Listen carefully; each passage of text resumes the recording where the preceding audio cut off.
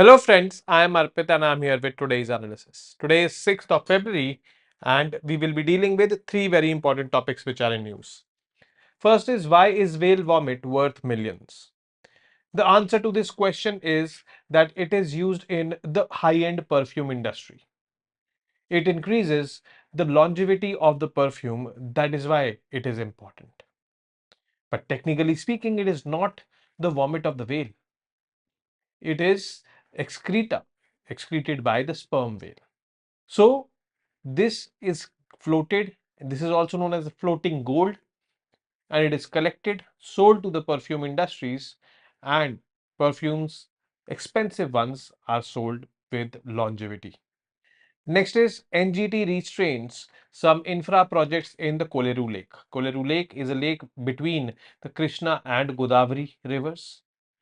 This particular lake acts like a sponge in times of floods. It takes a lot of water from both these rivers. It is a freshwater lake. It is Asia's largest shallow freshwater lake. But with these infrastructure projects like barrages and all being developed or constructed, there are certain concerns, and the government of Andhra Pradesh has not taken into account the environmental concerns. This is what an environmentalist has challenged.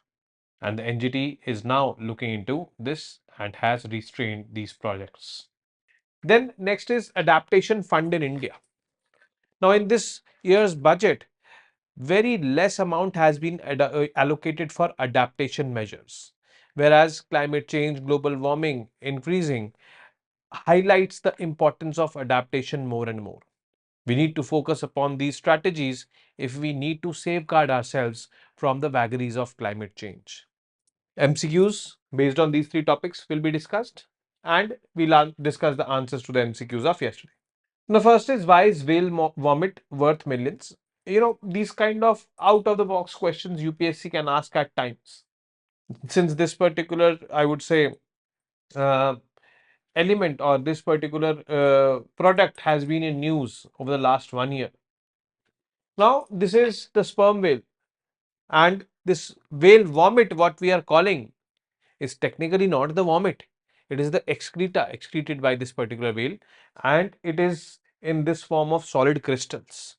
Earlier, when it is excreted, it is soft, waxy like structure, but yes, it solidifies like a crystal over period. It is also referred to as floating gold. It goes from being byproduct of whale digestion to an ingredient in the high-end perfumes. So it is a byproduct of whale digestion. Byproduct means excreted by the whale, and it is having multi-million dollar value. This is how important it is. It is also known as ambergris. And we will know about what is ambergris or the floating gold. Ambergris means grey amber in French, is a waxy substance that originates in the digestive system of protected sperm whales. It is often wrongly referred to as whale vomit. It is wrongly referred. It is not the vomit which the whale, excretes or, takes out from her mouth. Though it is not the result of vomiting. It is not the result of vomiting. Then what it is?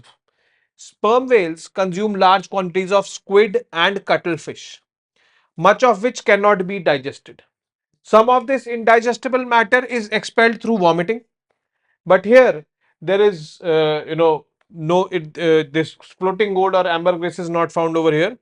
A portion binds together in the whale's intestines, eventually forming ambergris.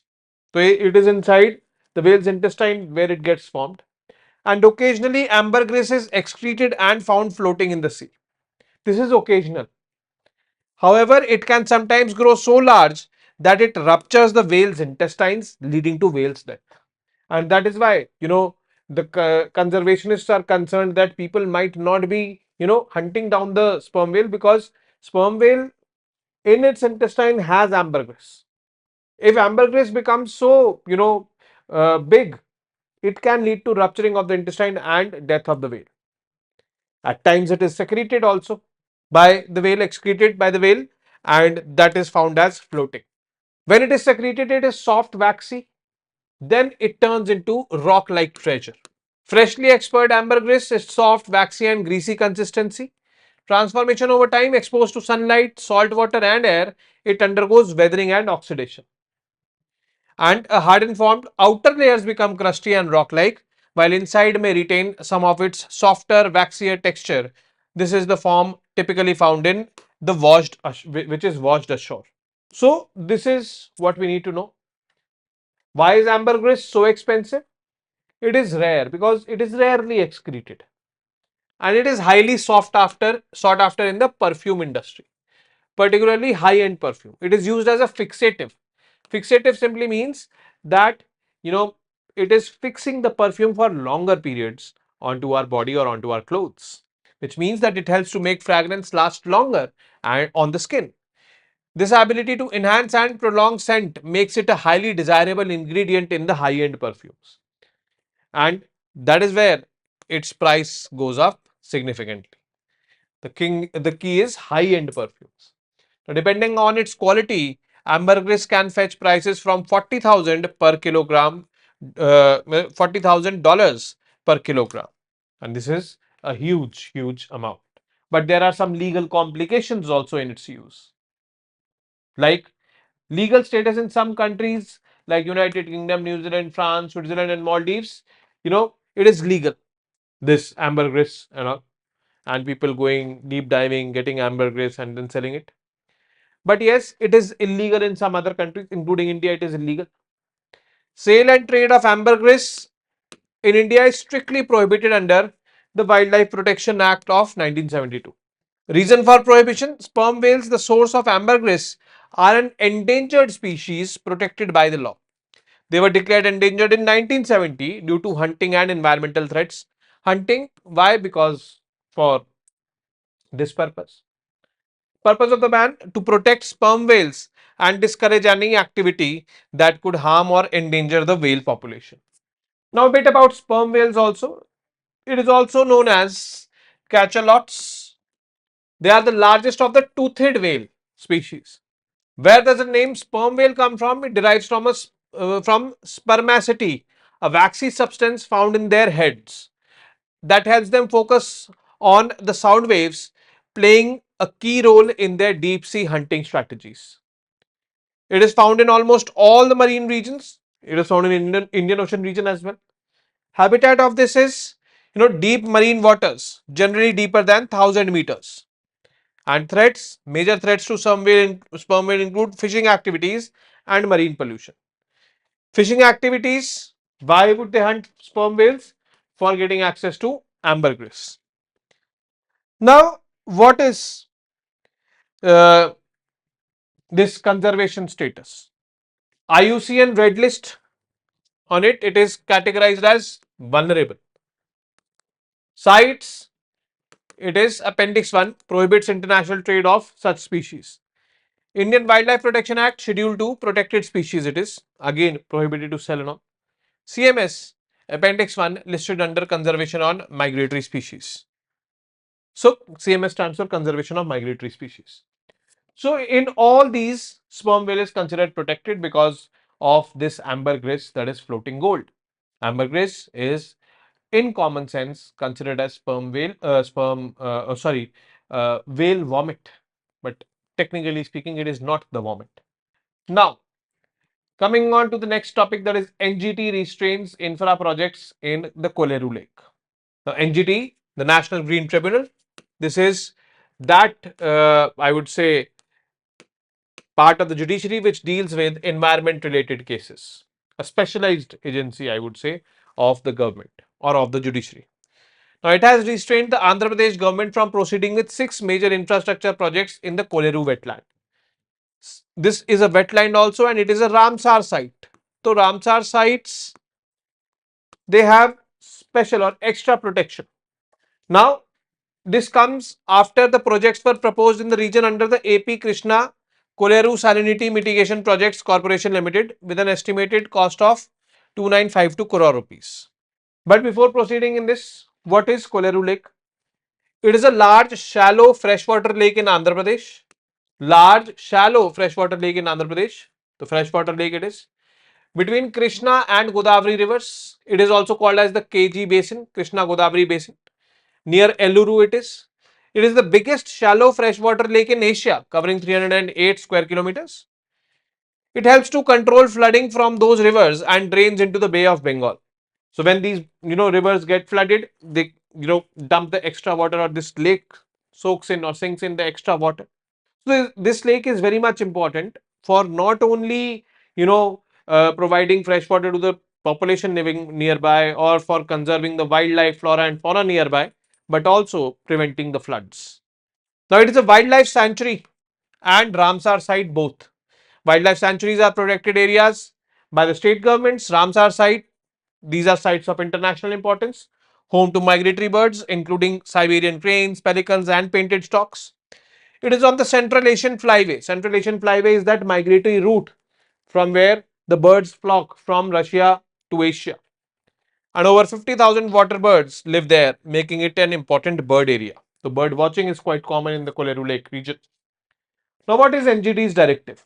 So, Andhra Pradesh government as of now is prohibited from continuing with the 6 infrastructure projects. The Water Resource Department must first secure necessary environmental clearances. This is what the NGT has said. And these environmental clearances has to be sought from Ministry of Environment, Forest and Climate Change, AP Coastal Zone Management Authority, AP Pollution Control Board, this is the State Pollution Control Board, and National Board for Wildlife, NBWL. Nature of the projects, what kind of projects are going on? Barrages are being constructed. So barrages divert the flow of water, regulators and sluices are there through which no flow of water is diverted. Now less water will be coming in the Kolleru Lake if these barrages, regulators and sluices get constructed. Now that can put an impact on the local ecology, wildlife of this particular region. These barrages or dams will also be a threat during the flooding season, because first they can be broken if excess water will be there, and they will be providing waters to the other regions where flooding can happen with if excess water is supplied over there. So this is there. So specifically talking, these projects include 3 regulators come roads across the tidal water channel Upputeru, which is part of the Kolleru ecosystem and falls under the coastal regulation zone. So that is why there have been there. But what were the environmental concerns raised in NGT? So a well-known environmental activist challenged the projects on multiple grounds. First, projects were initiated without conducting a scientific or ecological study. No expert consultation from wetland conservationists, wildlife specialists and hydrologists was undertaken. Statutory clearances were not obtained before launching the projects. There were concerns about the potential destruction of lakes, biodiversity and aquatic habitats.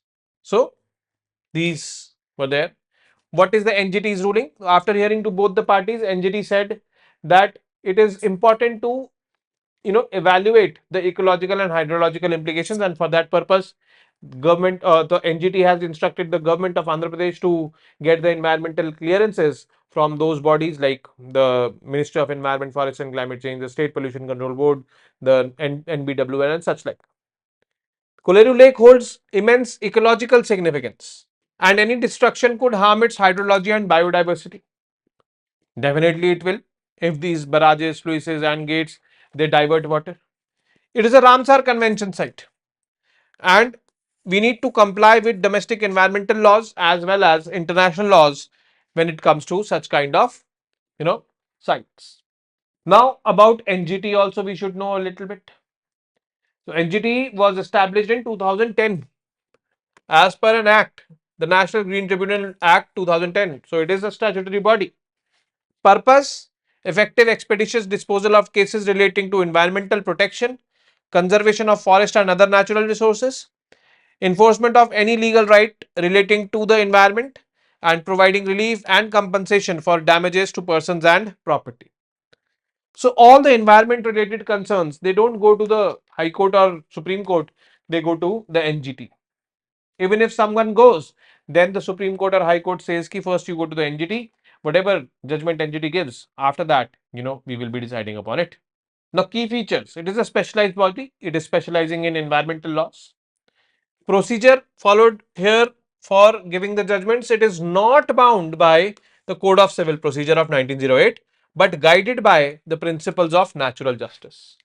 Objective is to provide speedy environmental justice and reduce the burden of litigations in higher courts. Higher courts means High Court and Supreme Court. There is a mandated time frame also, mandated to endeavor for disposal of applications or appeals finally within the 6 months of filing. So it is kind of time bound over here. So that is a different story, that if someone is not satisfied, wants to appeal, then can appeal in the High Court and then go to the Supreme Court after this. But initially you will have to come here, HGT, if you have this environment related cases. It is stationed, the principal bench is in New Delhi, but yes, there are other regional benches also, like in Bhopal, Pune, Kolkata and Chennai, 4 regional benches. Accessibility will follow a circuit approach or procedure to make itself more accessible to the people. So this is what we needed to know about it from UPSC's perspective. Now comes adaptation in India. What is adaptation? First of all, you need to know that. It is adjusting to, the situation. As simple as that. Climate change is here. You adjust yourself. Like for example, in 2022, I've given this example earlier. There were heat waves in the country in March. And March, April is the cultivation season of wheat. Wheat is a rabi crop which likes to grow in the winters. And those heat waves in March destroyed the wheat crops. Now, PUSA did a research and development and rolled out a seed of wheat, and that variety of wheat enables early sowing and early cultivation. As early as October you can sow it, and as early as February you can cultivate it. So you have adapted yourself by creating that kind of seed where early cultivation is possible. ठीक है, weather is unpredictable in global warming or climate change, but it is not so unpredictable that February you'll have heat waves as of now. But let's see, anything can happen. So adaptation refers to this process of adjusting systems, practices and policies to mitigate the adverse effects of climate change. And sadly, why we are doing this topic? Because the budgetary allocation for adaptation measures in India have been very low. And this is very critical for nations like India, where floods, droughts, extreme weather events keep on happening. The Economic Survey 2024-25 of India emphasized the importance of climate adaptation, yet it highlighted the lack of international climate finance for adaptation actions. International climate finance will include the financing from the developed countries to the developed countries to the developing countries. So we need a stronger national support, but ironically 2025-26 budget provides very little focus on this adaptation. Now, what was there? Actually, what was not there in Union Budget of 2025-26? We need to know that. Now, in this budget of 2025-26, climate change and adaptation were given limited attention. The term climate was mentioned only 3 times, but adaptation was not mentioned even once. Other critical terms like global warming and climate change were absent, despite India's ranking as the 7th most vulnerable country to climate impacts globally. The speech only mentions resilience in a vague context without specific measures tied to addressing climate changing impacts. Resilience means whatever shocks are coming or whatever is happening, you are not getting impacted due to that. Now, this raises concerns about, whether India's efforts in tackling such kind of things is adequate or not. So, that needs to be looked into. Challenges in financing adaptation. So, adaptation is not simply a sector specific issue, first of all. It is not like ki bhai, we have to adapt ourselves only in the agricultural domain. Like I told you, ki bhai, agriculture, that example I gave you of agriculture. Okay? It affects agriculture, water resources, health, and livelihoods also. So, adaptation policies are often mistakenly treated as part of general development rather than focused effort on climate resilience.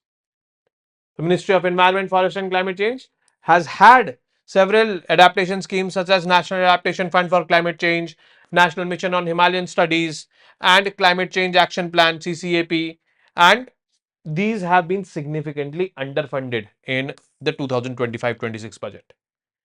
The schemes were shifted from the scheme to non-scheme status as well. Non-scheme status is less important. So these are not schemes also now. So what are we doing? Now, challenges in financing adaptation. Adaptation is not simply a sector specific issue. The National Adaptation Fund and its impact.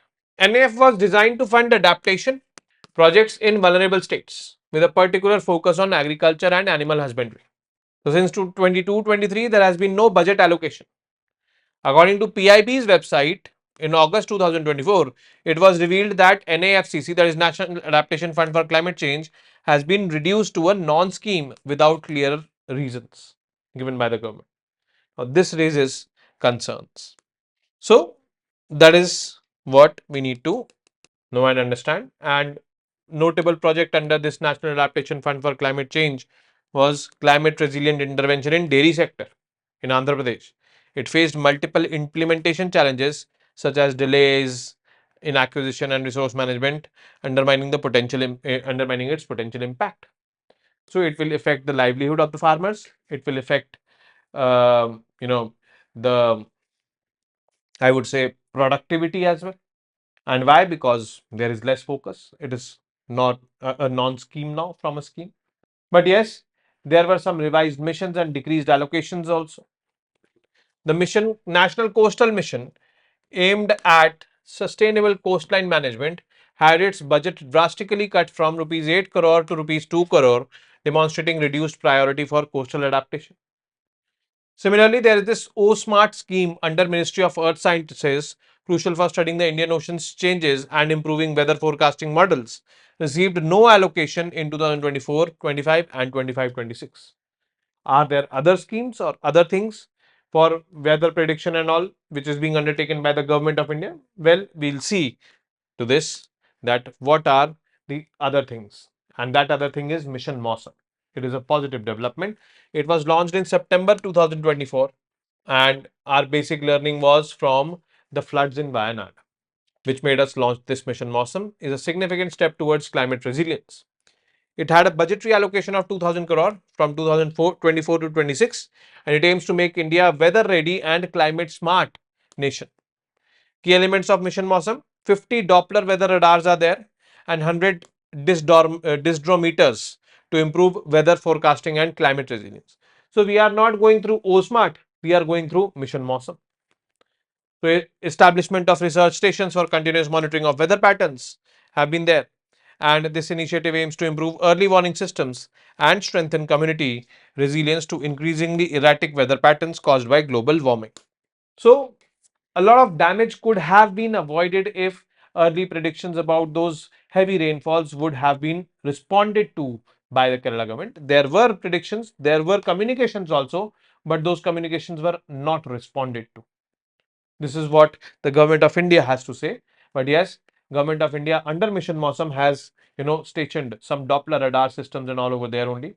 And now, they will be, taking this very seriously from now onwards. I hope so. Then National Mission for Green India, an uptick in funding here also. The National Mission for Green India received an increase in allocation to rupees 220 crore for 2025-26, up from 160 crore in 2024-25. Here, the main aim is afforestation and fire prevention efforts across India. Now, this increase signals a positive shift because we want to increase the carbon sink in India, and we have to become net zero by 2070. And afforestation is one such prominent way of increasing the carbon sink in the country. But yes, there is need for further action like Mission Mawsum and National Mission for Green India. They have been given that impetus, they have been given that push. Other adaptation measures also should be given that push. There is this National Action Plan on Climate Change, which has 8 action plans. It was introduced in 2008 and has not been updated to reflect new climate realities of the world. That needs to be, upgraded. Dedicated funding for programs like National Adaptation Fund for Climate Change, OSMART, National Coastal Mission is needed because these are largely ignored, which you have seen in this particular topic. So, we need to look on these lines. Then, now we enter into the MCQs. Consider the following assertion and reasoning statements and mark the correct ones. Assertion: whale vomit is extremely expensive. Reasoning: It is a rare substance excreted by sperm whales used as a fixative in perfume industry. Both A and R are true and R is the correct explanation of A.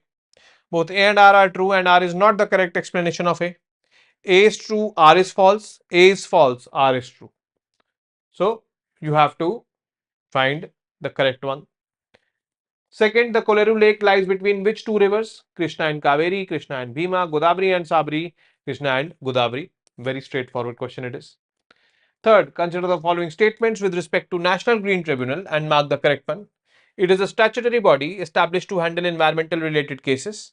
It is bound by the Code of Civil Procedure 1908. Only one, only two. Both one and two, neither one nor two. Fourth, which of these sectors or domains can be affected by adaptation to climate change? Water systems, agriculture, healthcare, and livelihoods. So you have to find it correctly. And the last question, the OSMART scheme is under which ministry? Ministry of Environment, Forest and Climate Change, Ministry of Earth Sciences, Ministry of Science and Technology, or none of the above. Now, the answers to yesterday's questions. Consider the following statements and mark the correct one. PM Shram Yogi Mandhan Yojana is targeting the people working in unorganized sector. This is extremely correct. It is for people working in unorganized sector earning an income of less than 15,000 rupees per month. It is launched by Ministry of Labour and Employment. This is also correct. So both 1 and 2 are going to be the correct option. Second, consider the following eligibility criteria to be eligible for Pradhan Mantri Shram Yogi Mandhan Yojana. Age should be between 18 to 59 years. No, it is 18 to 40 years. Your contribution will continue till 59 years. So this statement is wrong. But yes, at the time of joining it is mentioned. So this statement is wrong. Monthly income should be less than 15,000. Yes, I've just told you. One can have subscribed to another pension schemes like NPS parallelly. No, you should not have subscribed to any other pension scheme parallelly. Then only you will be eligible for Pradhan Mantri Shram Yogi Mandhan Yojana. So yes, only 2 is going to be the correct option over here. Third, consider the following statements with respect to budgetary allocation for defense as per budget 2025-26 and mark the correct one. The total outlay has increased from the previous fiscal. This is true.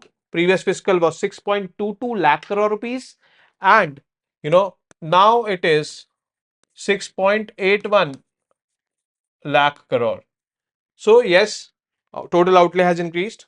The contribution in proportion of GDP is reducing year by year. Yes, in 2022-23, it was 2.4% of the GDP and FY26, it is 1.9% of the GDP. This statement is also correct. So both 1 and 2 are correct options over here. Fourth, which of these are part of the defense revenue expenditure? Defense revenue expenditure is the recurring expenditure, which is day-to-day expenditure, and every, I would say, month it is. Pension to the veterans, it is. Salaries to the staff, it is. Time to time maintenance of the equipments, it is. So hence, all of the above is the correct option over here. And with this, we have come to an end of today's session. I will be seeing you tomorrow now with more such informative news pieces. Till then, you guys very well know what to do. I'm not repeating it today. Namaste. Jai Hind.